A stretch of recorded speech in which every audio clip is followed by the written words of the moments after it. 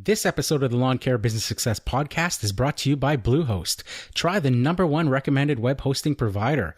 With plans starting at just $3.95 a month, you'll get a free domain, free site builder, easy one-click WordPress installs, and 24/7 support. But what's just as impressive as what you get is what you don't get, as there's no contracts, no hidden fees, and no gimmicks. Go check them out at lawncarebusinesssuccess.com/Bluehost.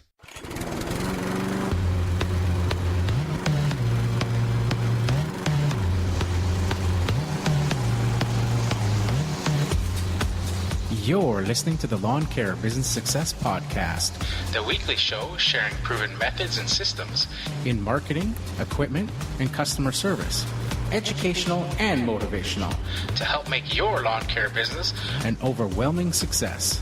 Now here's your host, Giulio Tomei. Welcome, Lawn Care Nation, to another episode of the Lawn Care Business Success Podcast. I'm your host, Giulio Tomei, and this is episode number 110, entitled Never Reveal Your Hourly Rate. Well, hello, everybody, and thanks again for joining me this week on another episode of the Lawn Care Business Success Podcast. I really appreciate you guys tuning in each and every week, as always. I also appreciate the questions and comments, and as well as the iTunes reviews coming in. With that being said, just wanted to read off a review that came in yesterday, and this one comes all the way from the United Kingdom from a user named Tree Man Dave, and the review title is Excellent Industry Specific Podcast. And then he goes on to say, being in lawn care myself in the UK, this is a very relevant and fun podcast to tune into. Well worth subscribing to. Well, thank you very much, Tree Man Dave, for leaving that iTunes review. Like I always say, I really do appreciate the time that I know that it takes to go through and leave reviews on iTunes. So if you guys haven't already, I know that I ask this each and every week, but if you haven't already left a review, I would very much appreciate that. You can head on over to lawncarebusinesssuccess.com/reviews, and that will give you an aggregated list of all the worldwide reviews, as well as a link there that will take you through to iTunes, where you can leave a review. So on this week's topic, I wanted to talk about why you shouldn't ever reveal your hourly rate to your customers. Now, I've talked about in past episodes how we come about figuring out what your hourly rate should be as far as calculating your bills, calculating your all of your costs to run your business, what your expenses are, personal and business on the business side, and coming and using those calculations to come up with a hourly rate that you use for your business so that you can ensure that your business is profitable. But now we're going to take that a step further and just quickly discuss why you shouldn't reveal your hourly rate to your customers. Now, my thought on this, and from my experience, is that simply revealing your hourly rate just will set yourself up for some trouble and for some PITA style customers. Now, if you're not familiar with the term PITA, it's an acronym short for pain in the, and I'm sure you guys can figure out that last letter. But essentially, when you have a client and you let them know, when you're quoting that, say your hourly rate is $60 an hour, you are now setting yourself up for the fact that they will be able to, if they're home, sit there and watch you and keep track of that time that you are doing that job. And if you break, if you, take a water break, if you're on the phone with other clients, they are going to be watching that. And, if you are there for an hour And then at the end of the job, you go, okay, well, it's $60 for the job. They'll be like, well, you weren't actually working that whole time. I saw you on the phone a whole bunch of times. You took a smoke break or a water break. You were dilly-dallying around. And it just, from my experience early on, you can really set yourself up for that. Now, this is why I recommend always quoting. You use your hourly rate because you'll be asking, okay, so if I'm not supposed to reveal my hourly rate, well, then why have an hourly rate? Well, you have an hourly rate so that you know that you're profitable and you calculate your quotes based on that hourly rate. So, and as you go on, year after year, and you gain more experience with jobs, you'll start to get the hang of what or how long a specific job takes. Now, an example of this is when I was starting out and I was doing these lawn renovations that I've talked about, where I go into in the spring and I have to power rake the lawns to remove the moss, and I put a moss control down first. I power rake the lawns, and I go and I aerate them, and I know that I have to take all that debris to the dump. And then, I'm overseeding, I'm fertilizing, I'm liming, I'm putting top dressing down. I'm obviously, once I've done the power raking, I'm taking that debris, like I said, to the dump. And then after the dump, I'm having to go to either a nursery or some sort of a topsoil supply place and getting a load of topsoil to use for the top dressing. And, when you're first early on, you're not sure of that process. You're not sure of how long those things will take. And, you're going to fly essentially by the seat of your pants. And there will be times, and I've said this in the episode about figuring out your hourly rate and making sure you're profitable and stuff, that you are going to lose money. It's inevitable. You're not going to be able to get it right 100% of the time.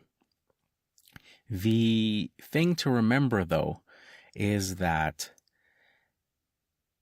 every time you do any job, it's a learning experience, and that you will take that knowledge on to the next job and to future projects.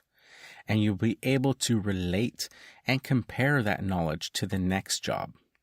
There's so many times where I will go and quote a job, and I'll be there talking to a customer, and it's something that I've found in my experience that, there's certain times where, if I'm not quite sure how long it's going to take me, that I want to reference past invoices or past jobs that I've done.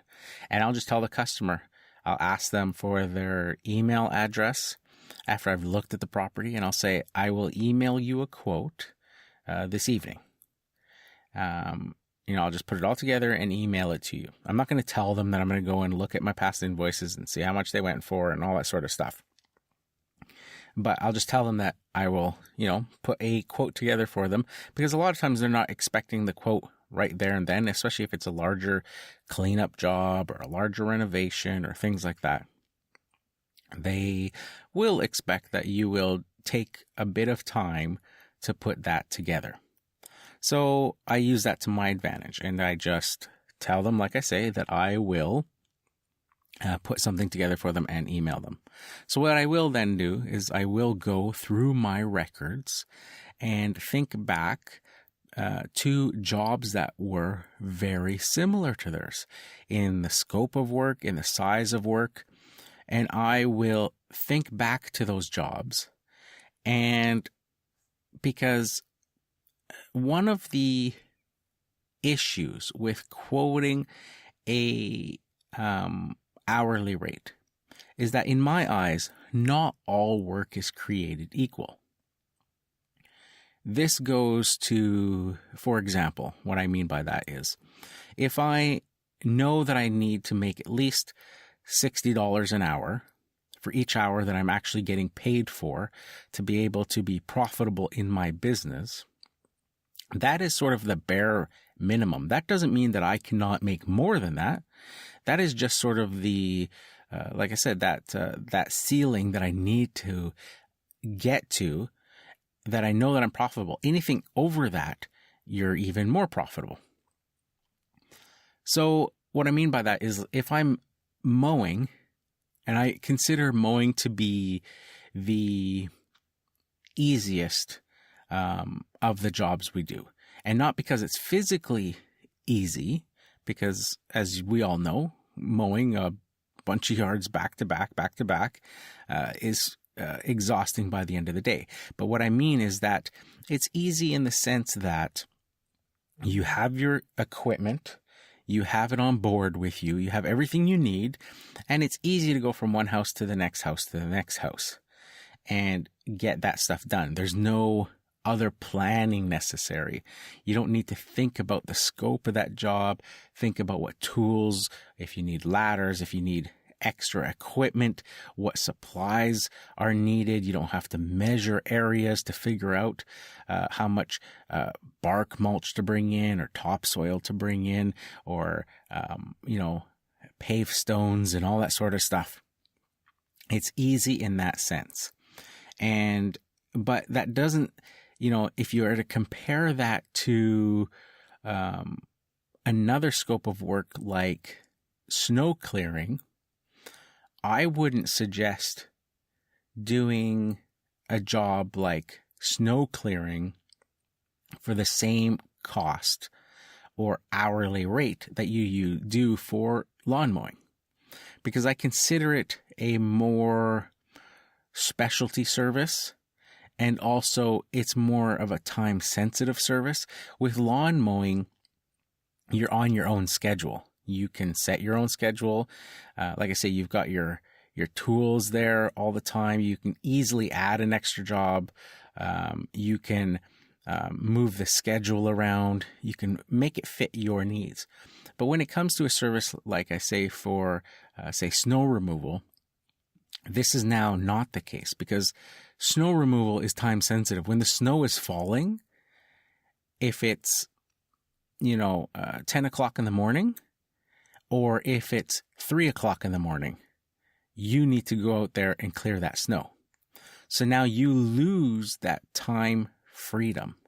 And because of that, because you are essentially on standby and you are having to make a bigger sacrifice in your personal time, because you are at the mercy, essentially, of Mother Nature, your hourly rate should be higher.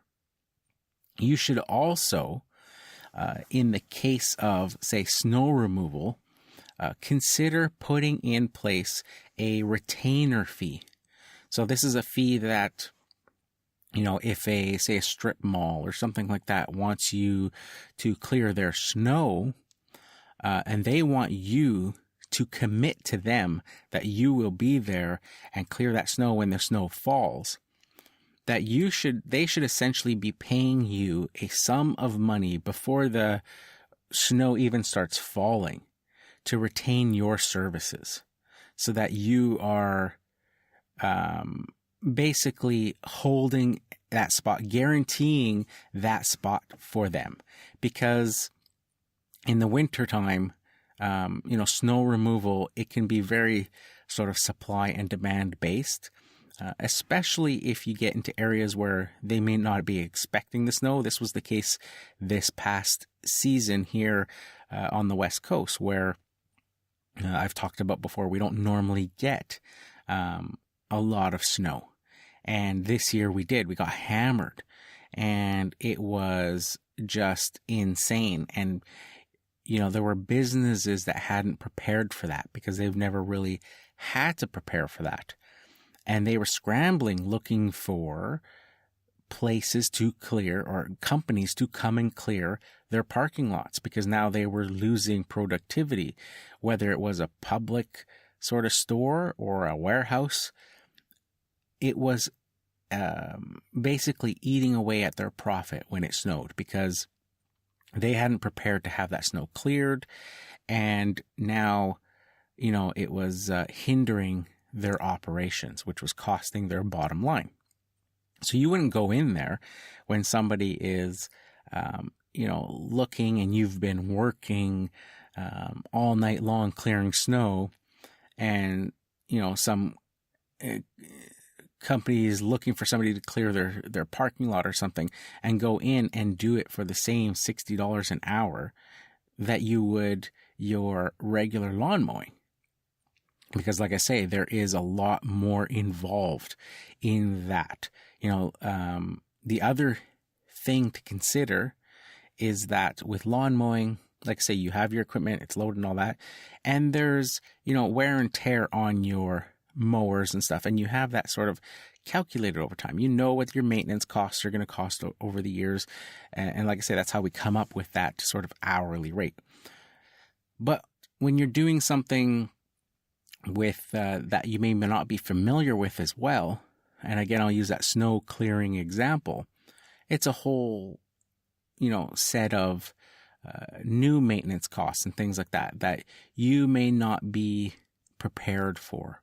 You'll be able to calculate, what a new setup will cost you as far as a new snowplow, and the things that maybe a salter or something for your tailgate, stuff like that. But what you may not be able to calculate in that first year is the added wear and tear to your vehicle.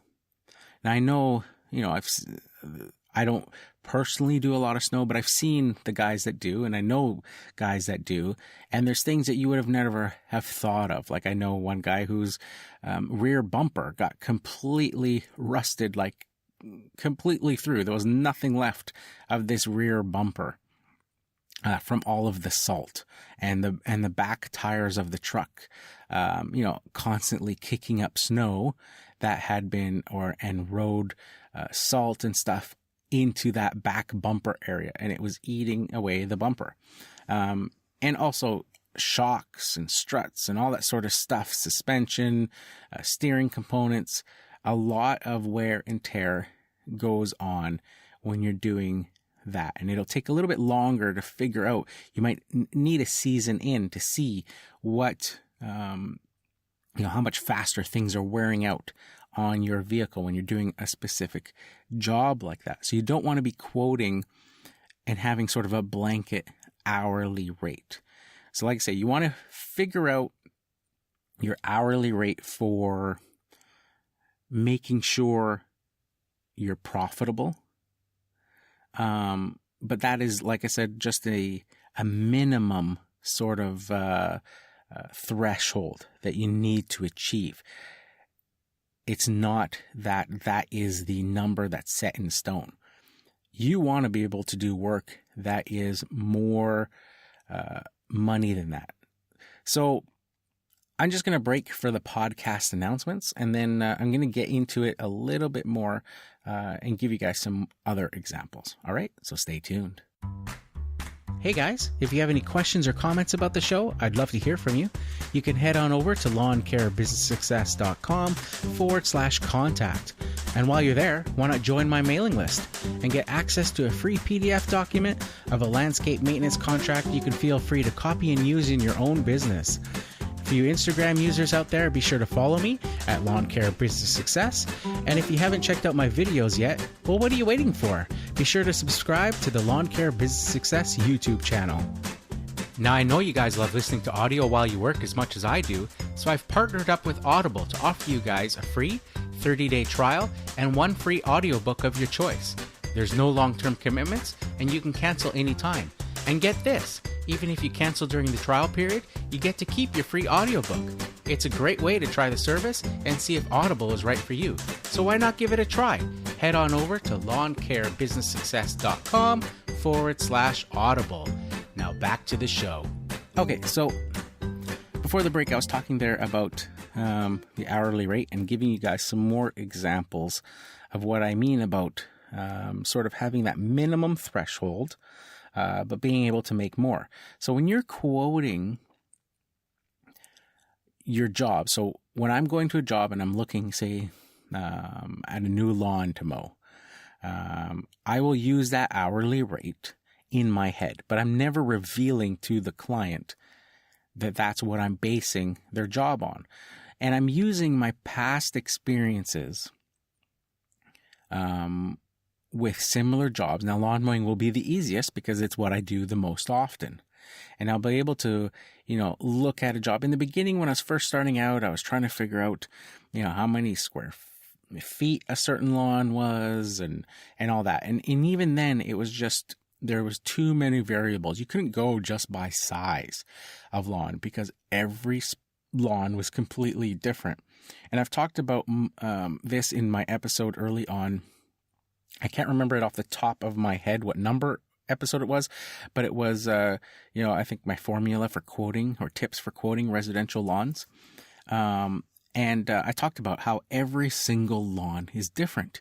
You can have two lawns that are essentially the exact same size, yet one will have just straight lawn, say a square rectangle shape, straight lawn right to, say, the fence that goes around the perimeter, and that's it. And the next door neighbor could have that same exact size piece of land, but instead of the lawn going right to the fence, you have lawn going maybe a foot short of the fence, and there's a flower bed perimeter all the way around. And maybe there's some flower beds in the middle of the lawn, and maybe there's a playground or a trampoline or a swimming pool. Maybe there's a couple of hills. Maybe there's some large landscape boulders.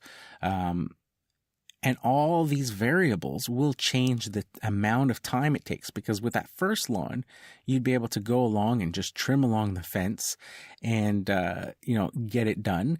And with the second lawn, not only would you have to go then and trim around the perimeter garden, but then you'd have to then edge it as well. And if there was any other garden beds in the middle, or those landscape boulders or trampolines that you may have to move, there's so many variables. And I think I even went into depth about talking about even parking for me is a variable in certain neighborhoods. If I can park, right in front of the house every week, and I can sort of tell by the neighborhoods, because some of the neighborhoods that I work in, they're older neighborhoods, so they're larger properties. The parking is ample. There's always parking around. But in newer neighborhoods, they're so tight and congested that there's never park. Just driving down the street to do a quote, you can tell by the amount of cars parked there that it's going to be, and how close together the properties are and the driveways and stuff like that, that it's going to be an issue each and every week. And I will take that into consideration when I'm quoting.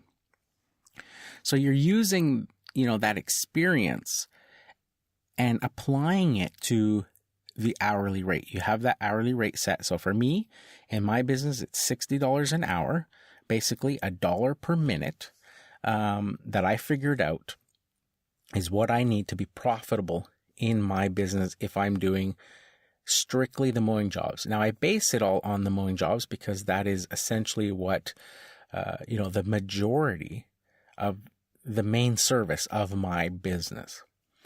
So if you're, doing pave stones or hardscaping, you would have, a different number, and you would base your jobs on that.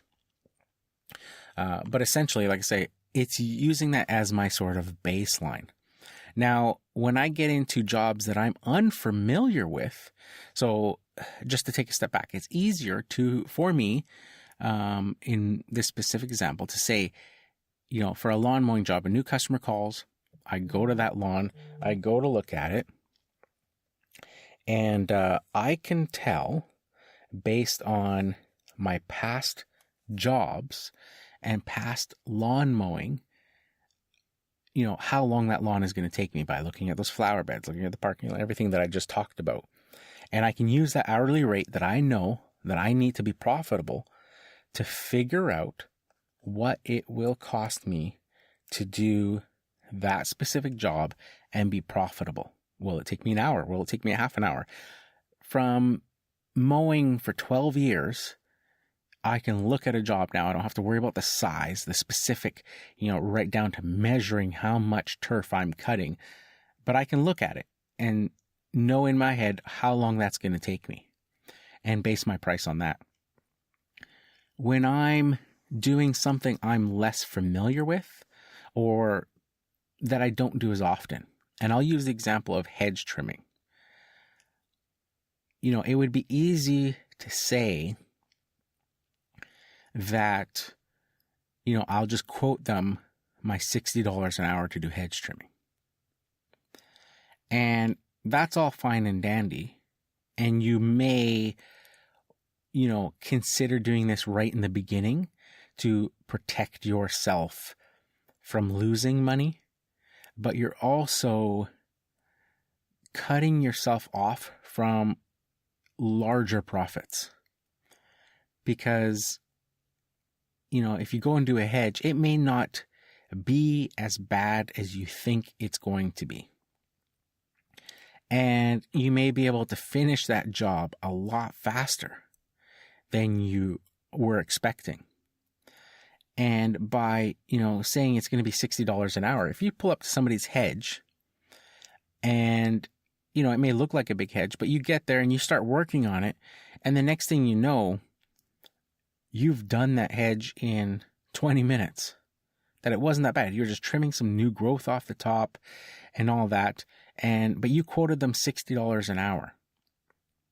And that homeowner's at home and now you're done. It was very quick and easy. It wasn't as bad. You trimmed it, you cleaned it up, took you 20 minutes. Are you going to charge them $20 to do that hedge? Maybe you have a minimum charge. I know in my business, I have a minimum of $30. So, would I just charge them $30 for going out there and doing that hedge? No. So for jobs like that, larger jobs, I will bid that job with a set price. And I use, just like I do with the lawn mowing, I tell them, a price based on what I think in my head it will take me to do that job. And I always side or err on the side of caution with that and will add a buffer. So, and again, over the years, you sort of get used to how long a specific job takes. It's much harder in the beginning. I do recognize that. But as you go on throughout the years, it will get easier. I'll give you an example. So there's, lawns that I do, that I mow, where I'm making, my minimum of $30, and they may take me, that 30 minutes minimum to do, 30 minutes or under. And other lawns that take me longer based on their time. And there's hedges on the opposite side where I have customers where I have one that I can think of that I do every year that I quoted that customer $150 to trim these hedges. And I'm just taking off new growth each year. The hedges are probably about, I would guess, maybe 60 feet long and probably about 12 feet tall. So I take my ladder there and it's up against a chain link fence. So I'm only doing the front side. The back side, I can't gain access to. It's against a private, basically private property, with this chain link fence. It's all thing. You can't gain access to the other side. So they don't require me to trim the other side. So I just trim the one side and the top, and I do it every year. And it's just the new growth. So you're talking about, a few inches coming off this 60-foot hedge. And I do require my ladder to get to the top to even it all out, even out the new shoots and stuff that are popping out the top. And it can literally take me, probably about 40 minutes to do this specific hedge. And I am in and out in 40 minutes, between a half an hour and 40 minutes. Now, this would normally, if this was a lawn, I'd be charging about $40. But because I'm having to now bring in extra equipment, the ladders, hedge trimmers, that sort of stuff, I'm having to rearrange my schedule or my day, or coming in on a specific time to do this, because I don't specifically take all of my equipment with me anymore. I used to. But ever since having the trailer stolen and all that stuff, I don't. I only take what I need for that specific day. So I, because I have these extra steps now involved, I do that hedge in that 40 minutes with, if it was a lawn, it would be equivalent to a $40 cut. I'm making $125 or $150 on that hedge, because of those extra times. Now, if I had quoted that customer my hourly rate, they would be expecting that it would be a $40 job because of the actual time that it takes. But what customers don't remember is that there's a lot more involved with the job that they don't see. They don't see the time where I have to now go to where I keep my ladder. I gotta walk around, gotta go get it, gotta unlock gates, gotta bring it through, gotta load it on top of the truck, gotta strap it down. I have to go get my hedge trimmers, get the blade lubricant, all that sort of stuff, and to get the job done. All they see is when you're pulling up and you're doing that specific job. So that's why with those types of jobs where, the circumstances are different, you don't have all the tools, you require extra tools, you require a ladder, things like that.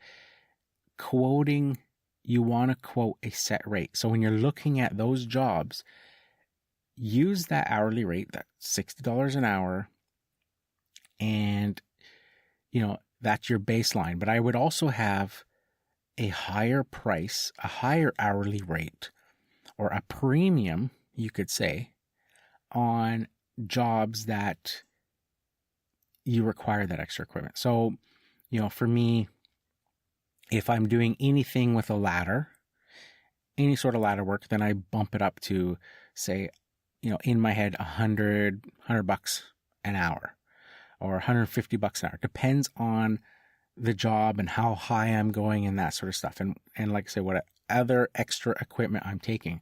I know that I'm being profitable because I'm past that $60 rate, but I'm also now charging a premium for jobs that are requiring extra effort on my part. I don't consider mowing lawns taking extra effort. I may now, with the addition of buying that walk behind, consider depending. I wouldn't do it obviously for the customers I'm currently mowing and using that walk behind on, because it would be obviously taking time off of my time. But going forward, I may consider a different hourly rate based on the machine.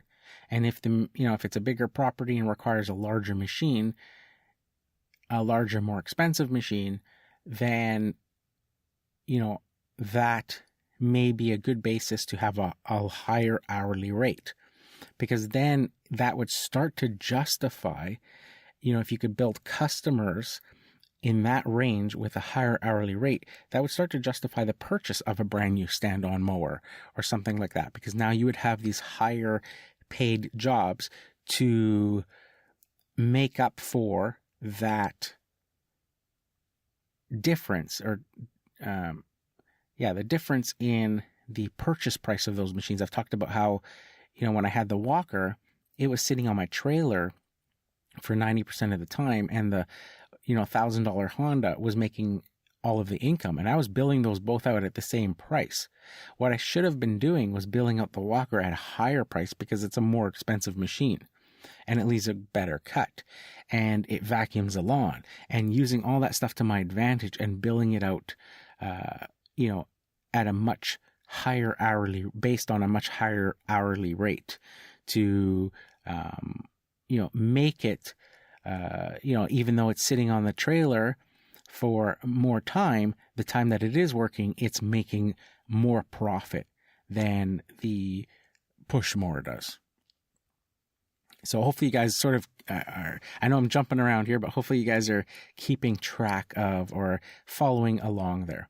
So by always quoting your hourly rate, basically and essentially, it's just if you let the customer know what your hourly rate is, they, not always, but they are, more, not willing, but more, probably going to be watching you if they're there and sort of keeping track of the amount of time you spend on that job and sort of seeing if your final invoice or the cost of that job, whatever you've spent or whatever you're charging them to do that job, if it is justified in that hourly rate that you quoted them. Obviously, if you're quoting somebody $60 an hour and you do a job that takes you 30 minutes and then you come at the end and say, that'll be $120, they're going to be, what are you talking about? You were only doing it for 30 minutes and you said it was $60 an hour. And even, if you have a minimum charge of 1 hour, that's still only $60. Whereas if you go to, that same hedge job and you say, it'll be $150, you're not saying anything about how long it's going to take you. You're just saying to do what you want this trimmed by this many inches, you want, and then I'll clean up and all that sort of stuff. It's going to cost you this much.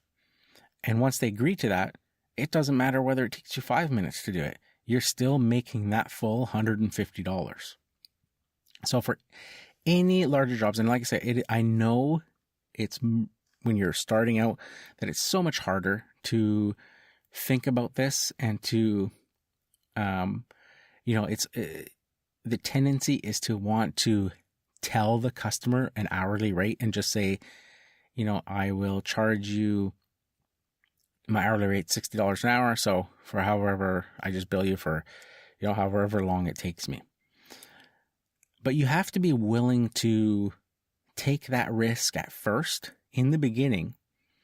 And you will, like I say, there will be times where you're going to quote a job based on you may be thinking 2 hours to do a job and it ends up taking you 4 hours and you're going to lose. But it's a learning experience and you will know for the next time.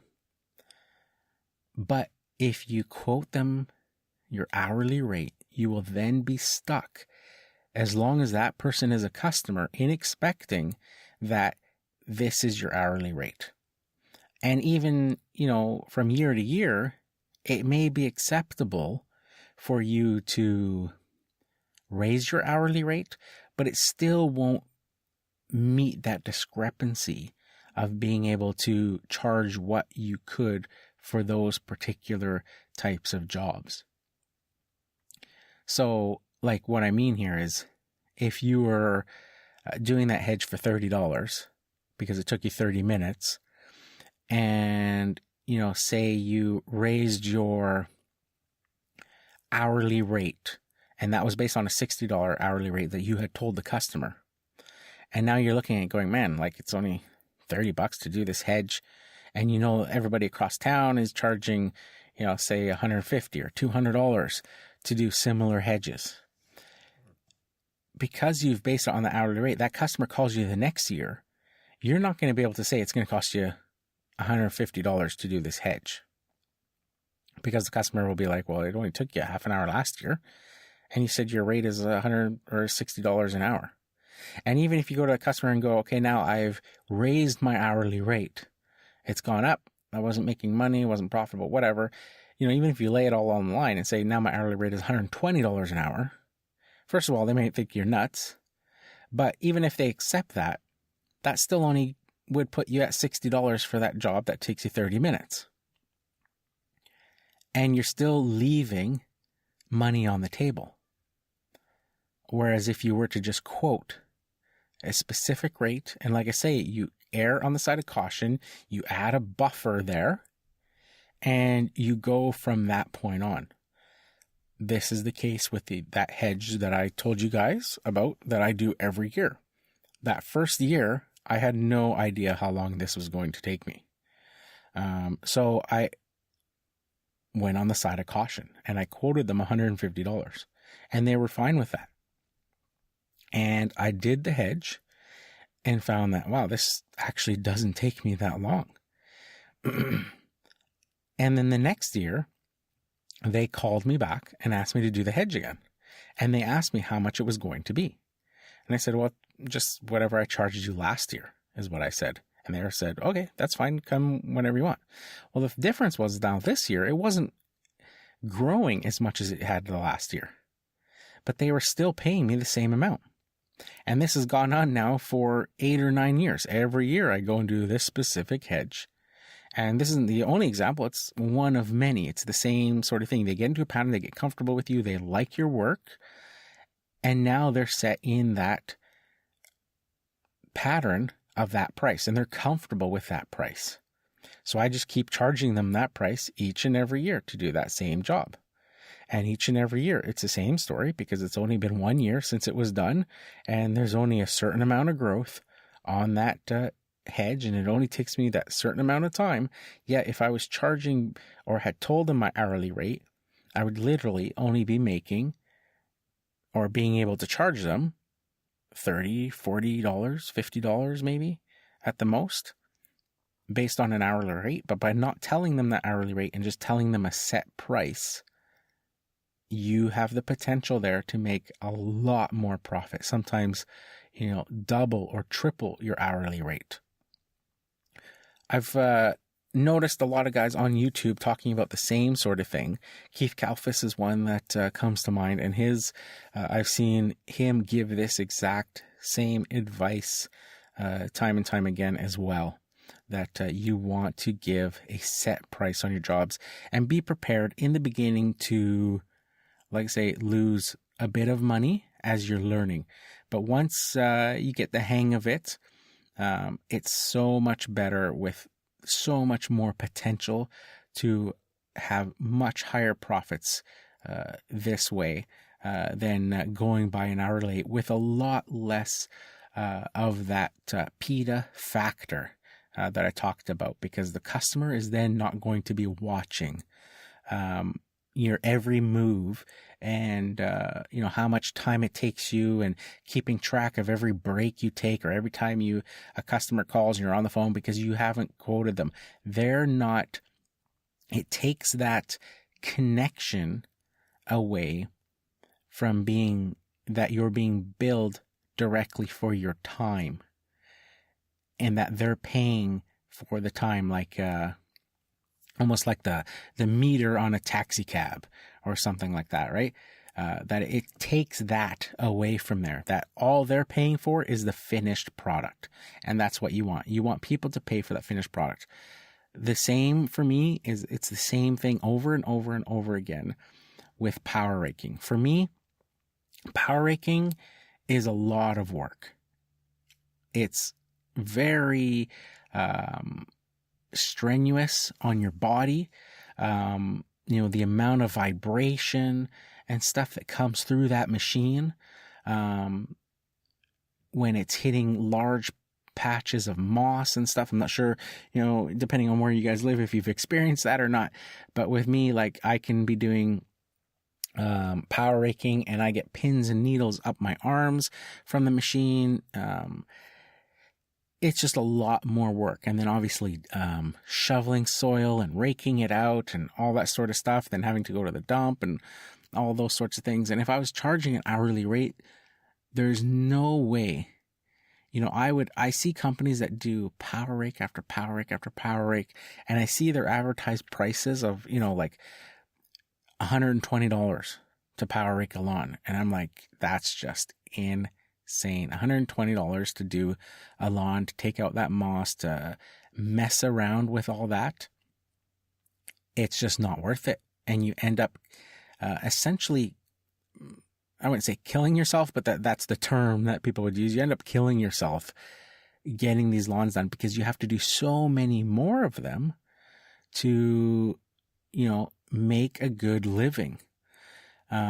Where, on an average house that I'm power raking, now when I break it down into a full lawn renovation, I'm charging clients now in the $450 range to do a power raking of a lawn, an average city lawn, including the disposal. So including the taking it away and going to the dump and stuff. And that's part of that full lawn renovation. But that's a huge difference from what other companies are charging. And I sell, I tell them how, I'm power raking in one direction and I'm cleaning it up, then I'm power raking it in a second direction and cleaning it up, and then I'm going back a third time if needed and cleaning it up. I'm essentially, if they're asking or asking for a breakdown or anything like that, I'm selling the thoroughness of it and the process, and selling myself and my reliability and my track record with how many of these lawn renovations I've done.